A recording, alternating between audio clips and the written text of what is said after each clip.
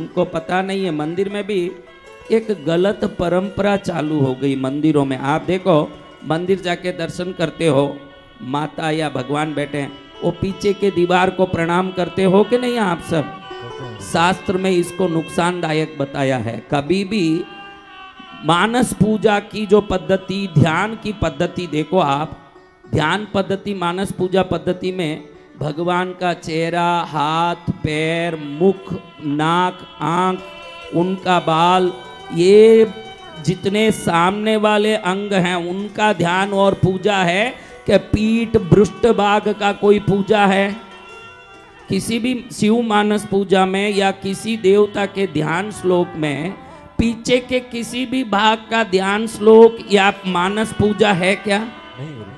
क्यों नहीं है? क्योंकि जो देवताओं के पिछली भाग देखेगा वो आगे देख के जो जो पुण्य कमाया उस पुण्य का 100 गुना नुकसान करेगा। तो कभी भी संतों के सामने देवताओं के पीठ के पीछे नहीं बैठना। जितना उनकी कृपा मिला उससे 100 गुना नुकसान होगा।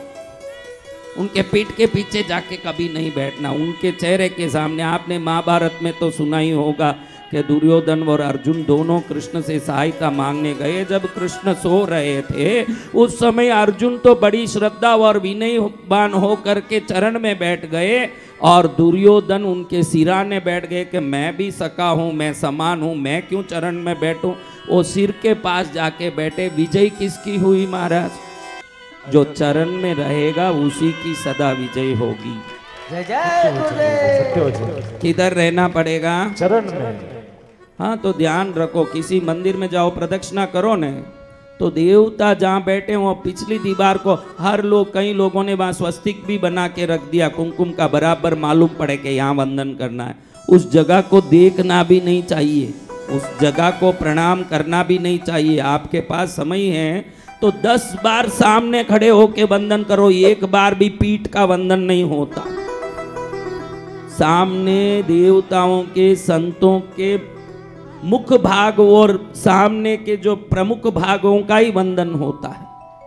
हम क्या करते हैं, ऐसे घूम घूम के प्रदक्षिणा करके पीछे के दीवार को भी घड़ी घड़ी यूं यूं यूं यूं, क्योंकि कुछ पता नहीं हम क्या नुकसान कर रहे हैं, क्या फायदा कर रहे हैं, क्या लाभ हो रहा, क्या हानि हो रही है, कुछ समझ नहीं। कुछ न कुछ करना।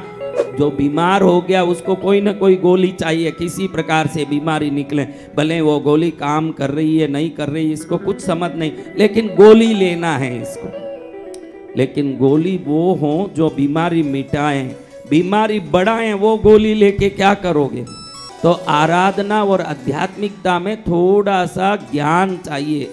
ये पूरे भारत में कथा मंच, कथाओं का जो प्रचलन इसलिए हुआ, कथा के बहाने आपको वो ज्ञान मिलेगा कि ईश्वर को मैं कैसे प्राप्त करूं, वो ज्ञान मिलता है। जय गुरुदेव।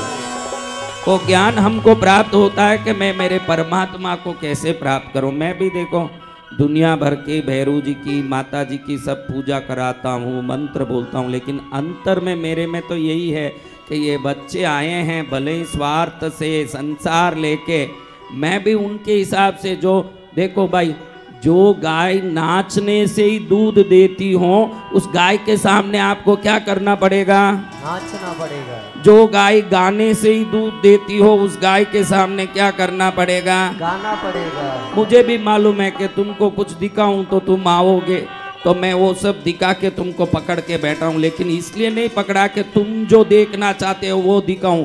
ईश्वर को दिखाना ही आपके लिए मेरा अंतिम लक्ष्य है। जय गुरुदेव।